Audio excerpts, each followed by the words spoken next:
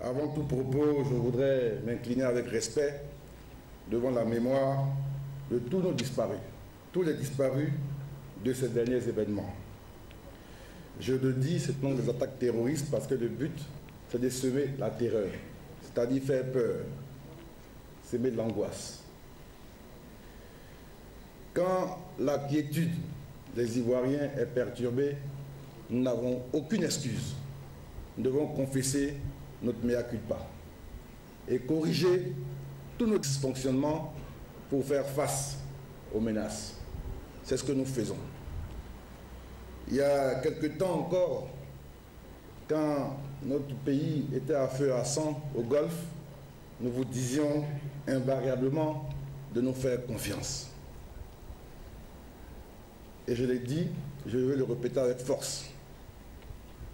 On peut, ça et là, tirer des coups de feu, nous angoisser. C'est des événements très pénibles. Mais je vous demande, je le dis avec force et conviction, de ne pas douter. De ne pas douter. Les fondamentaux de la République sont solides. Nous allons faire face avec une grande détermination à cette situation, qui est en fait une situation de sabotage.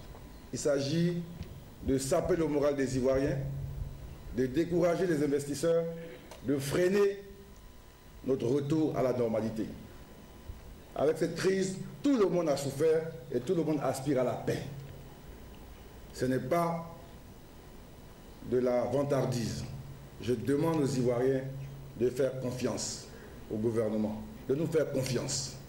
Nous serons à la hauteur de la tâche et j'ai bon espoir que les jours qui viennent, à la faveur de la communication des éléments de conclusion de l'enquête et de toutes les ramifications, les Ivoiriens soient situés et que toutes les mesures de droit soient prises pour que plus jamais la Côte d'Ivoire ne vive ce genre de situation.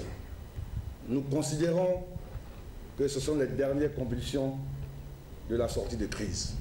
C'est notre histoire, c'est notre destin. Nous avons une crise grave. Il y a encore des situations à gérer, mais nous serons à la hauteur.